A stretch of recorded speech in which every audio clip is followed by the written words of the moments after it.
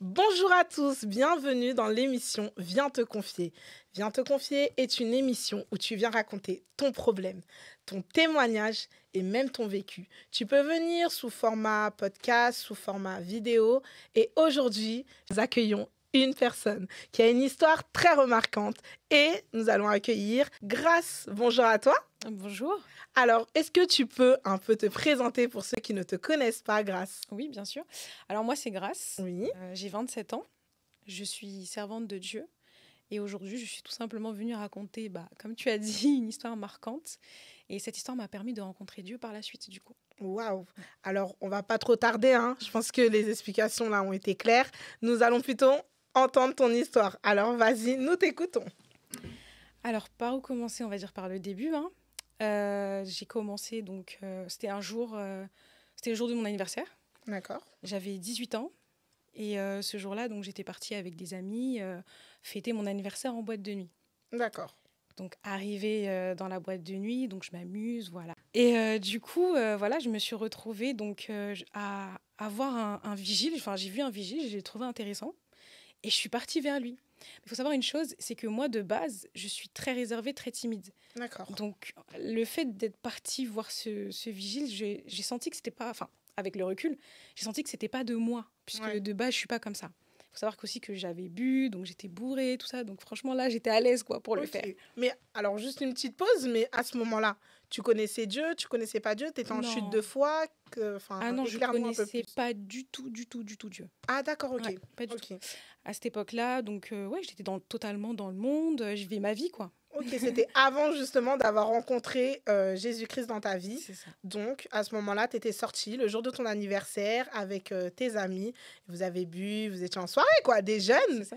Et donc, tu es partie vers ce vigile. Voilà. Alors, explique-nous la suite, là. Du coup, je suis partie vers lui, je lui ai demandé son numéro. Voilà, clairement. J'ai demandé son numéro, j'ai dit, voilà, tu me plais, est-ce que tu peux me passer ton numéro? Et du coup, lui, il me le donne. Après, comme c'était vers la fin de la soirée, donc la boîte, elle fermait, il m'a dit, il me l'a donné, il m'a dit, bah, tu sais quoi, attends-moi devant la boîte et j'arrive. Enfin, en gros, je devais l'attendre, quoi. Attends, Le temps qu'il pause. termine. T'avais quel âge, en fait? Parce que là, 18 ans.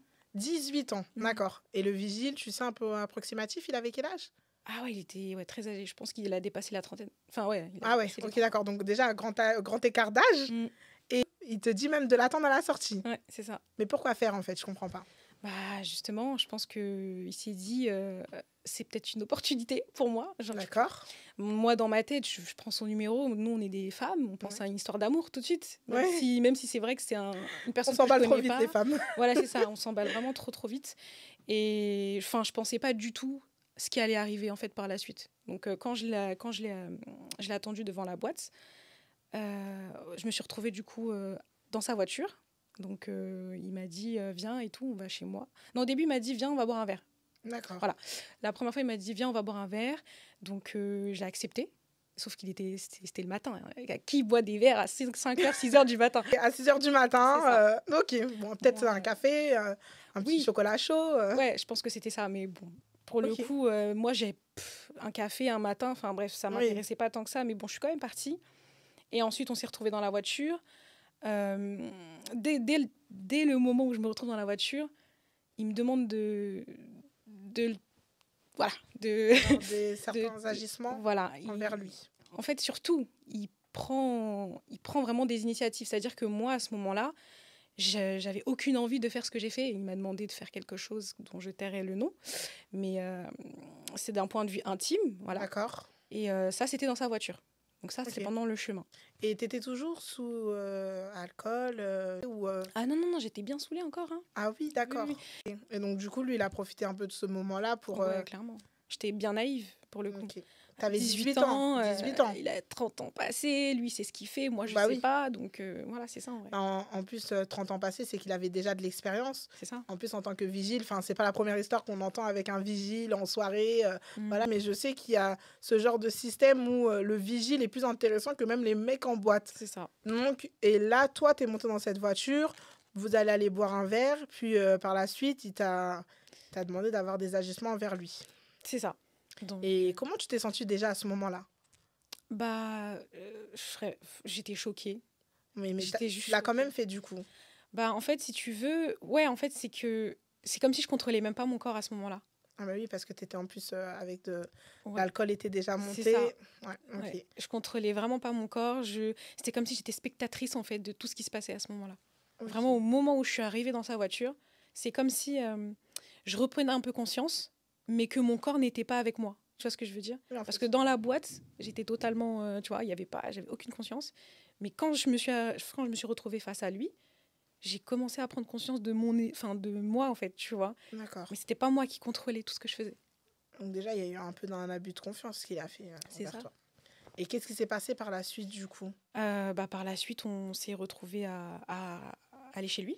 Donc, on n'a pas fait l'étape du verre. C'est pour ça que ça m'a fait rire. Tu Ah, vois, d'accord, ok. je pense que c'était un truc tu vois, mais c'était directement chez lui qu'on est parti Ah, en par fait, la vous suite. n'êtes pas parti aller boire le verre, Mhm, mais vous êtes resté dans la voiture. Il t'a fait croire que vous allez aller boire un verre. mhm, Et en fait, finalement, il y a eu ces attouchements. mhm. Et puis après, en fait, c'était direction chez lui. Voilà, c'est ça. Et Waouh. comme j'étais déjà dans la voiture, bah, tu peux rien faire là. Ok. Là, tu peux pas En faire plus, tu avais demi-tour. 18 ans à cette époque. Ouais. D'accord. Et qu'est-ce qui s'est passé, du coup, en arrivant chez lui? Bah, dès que je suis arrivée chez lui, bah, je l'ai suivi. On arrive, je m'installe, je m'assois sur le fauteuil. D'accord. De là, on n'a même pas eu à discuter. Il n'y avait même pas rien, aucune discussion, hein. Il prend ma main et il m'emmène dans sa chambre à ce moment-là.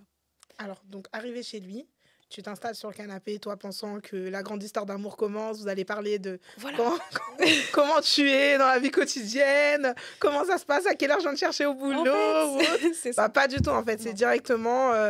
Lui, il allait droit au but. Donc, on n'a même pas parlé, même pas un petit verre d'eau, rien du tout. Tu vois. Il m'a pris la main, il m'a emmené dans la chambre.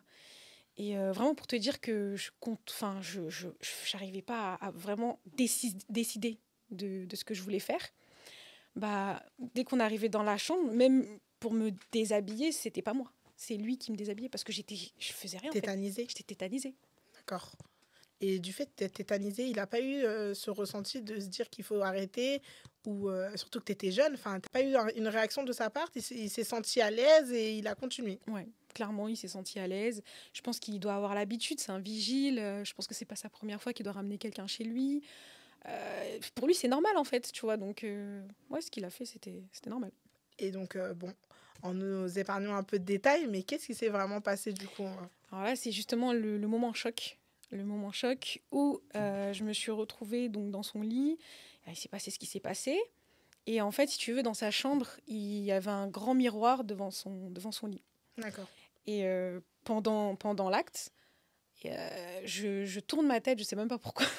Je tourne ma tête vers le miroir. En gros, je me vois. Sauf que dans le miroir, je vois pas mon visage. Je vois un visage vraiment un démon, genre. Vraiment. J'ai vu je sais même pas comment t'expliquer, mais c'était moche vraiment à voir. C'était pas réel. Enfin, c'était pas comme je te vois là en Alors, vrai. du coup, on est là dans la chambre. Mm. L'acte est déjà passé du coup, ou L'acte c'est est pendant passé. l'acte que tu as vu ce C'était miroir? pendant l'acte. Donc pendant l'acte, tu t'es tourné pour X raisons Ouais. et tu regardes et il y avait un miroir, c'est ça? Et à travers ce miroir-là, tu as vu comme une image où... Sur moi, en fait. C'était plus ma tête. Ah d'accord, Ah ouais, c'était ouais. sur toi. Ouais, c'est ça, en fait. C'était pas moi. Genre, D'accord. c'était vraiment pas moi. Que ce que j'ai vu sur le miroir, c'était pas moi. Waouh. Et ta réaction? Bah, j'étais choquée. Enfin, sur le coup, bah, déjà, je suis dans l'acte, je suis avec quelqu'un. Enfin, tout ça, c'est... En fait, j'étais juste en mode... je sais même pas comment dire. J'étais juste choquée de voir ça. Bah, Ça m'a ça doit être traumatisée, en fait. traumatisant, Ouais, oui. ça m'a traumatisée. Et est-ce que tu lui en as fait part après l'acte ou Non, pas du tout. pas du tout? Ah non, parce que déjà, même dans l'acte, j'étais Il morte. n'était pas compatissant avec toi. En fait, c'est ça. Et puis moi, j'étais comme une poupée. Ça veut dire, lui, il faisait ce qu'il a à faire, mais moi, je bougeais pas en vrai. Tu vois ce que je veux dire? Ok. Et enfin, si je bougeais, mais je sais pas comment expliquer, mais je veux pas trop rentrer dans les détails, Oui, mais oui, tu vois bien ce que je sûr, veux dire? voilà. Mais donc après ça, après l'acte, bah, il dort et moi, je dors pas, par exemple. Lui, il s'endort. T'es sous trauma. Moi, je suis traumatisée. Je me pose des questions. Je me dis, mais qu'est-ce que je fais là? Et je voulais partir, en fait, à ce moment-là. Sauf que je savais pas où aller. J'avais pas de moyen de transport. Là, à ce moment-là, je pouvais pas rentrer toute seule et je savais même pas où j'étais, en vrai, tu vois.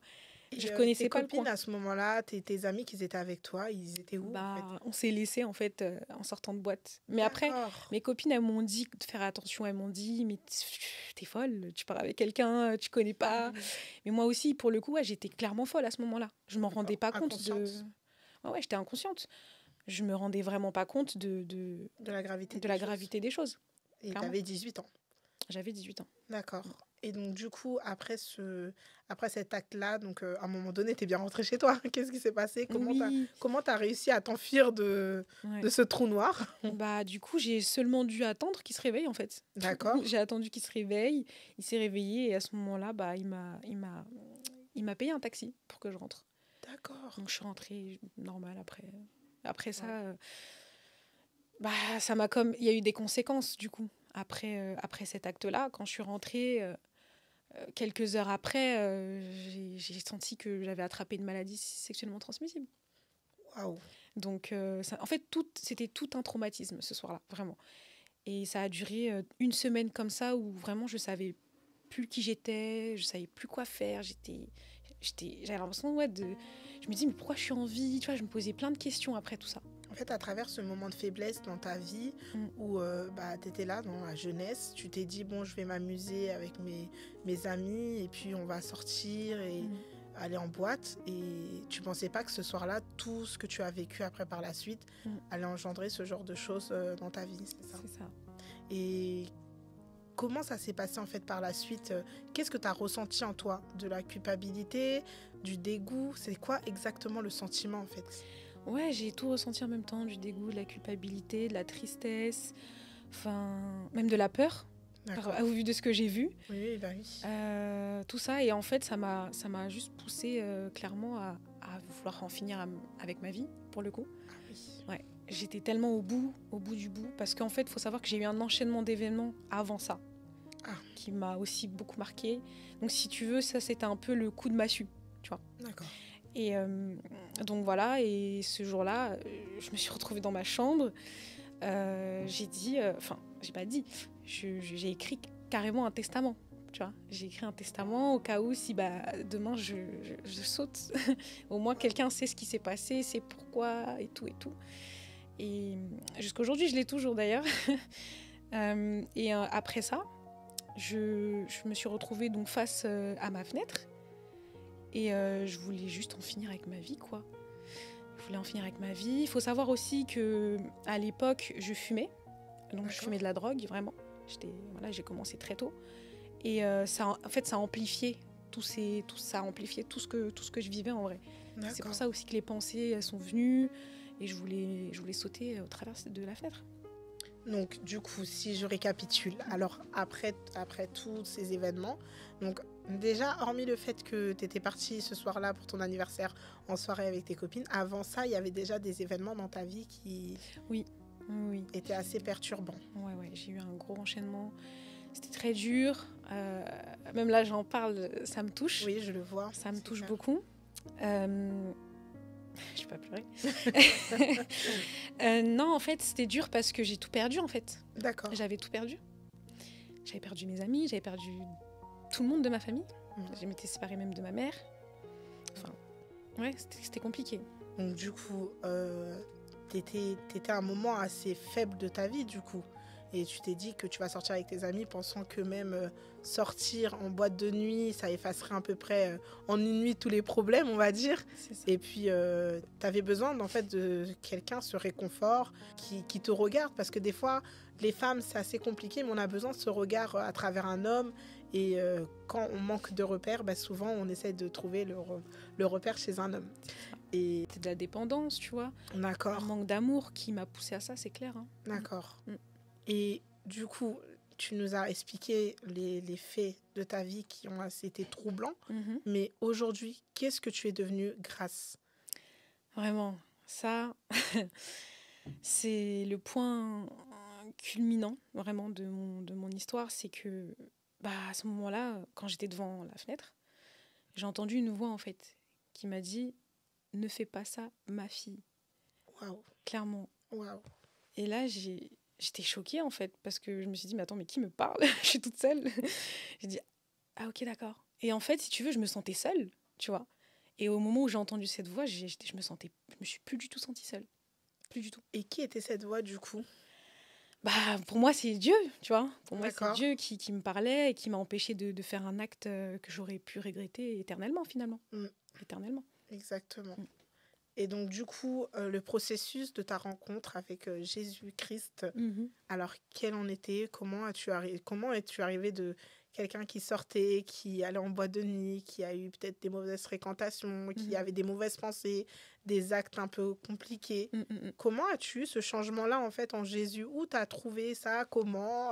Enfin, il y a plein mm. de gens qui nous regardent, ils se disent, oui, ok, c'est vrai, elle a entendu une voix qui, pour d'autres, pensent que c'est de l'imagination totale, hein. Mais comment tu peux dire aujourd'hui et prouver à quelqu'un que tu as vraiment eu une relation avec Jésus-Christ et que tu as vraiment changé par ce canal-là? Alors, je peux dire que c'est un processus. Pour D'accord. le coup, c'est un processus parce que quand j'ai eu ce moment à 18 ans, bah, je continuais mes bêtises en vrai, hein. Tu vois ce que je veux dire? Oui. J'étais encore en train de boire, je fumais encore, j'étais encore en train de traîner avec des personnes qu'il fallait pas forcément pour moi. Et mais en même temps, bah, je lisais ma Bible, en fait. Tu vois? Ok. En même temps que je lisais ma Bible, bah, je faisais mes trucs. Mais il y a eu un moment en 2000, enfin, non, je sais plus c'était en quelle année, mais j'avais 21 ans. À mes 21 ans, D'accord. j'ai fait la rencontre. Là, ce jour-là, j'ai vraiment rencontré le Seigneur. Il s'est vraiment révélé à moi, dans tout son amour, vraiment. La manière, elle était frappante, parce que j'étais tout simplement allongée dans mon lit avec mon joint, comme ça. Et là, d'un coup, j'épargne beaucoup de détails, parce qu'il y a eu beaucoup de moments surnaturels qui s'est passé, mais je vais épargner trop de détails, sinon ça va être long. D'accord. Mais en gros, j'étais au téléphone avec ma sœur et j'étais très très mal. Et elle m'appelle au moment où j'étais très mal, si tu veux. D'accord. Et elle me parle, elle me dit oui, elle me console. Je sais pas comment elle a su que j'étais mal, mais elle a su, elle m'a appelée Un tout de ange. suite. En fait, c'est ça, c'est Un Dieu. ange. C'est Dieu qui l'a emmenée et qui m'a encouragée à ne pas abandonner parce que je voulais encore une fois abandonner pour le coup. Wow. Et là, elle m'a dit voilà, le Seigneur, il est là, il est là. Et en fait, à un moment donné, si tu veux, on parlait, le téléphone, il coupe. Il s'éteint tout seul. Et quand il s'éteint, je ressens l'atmosphère, elle commence à changer autour de moi.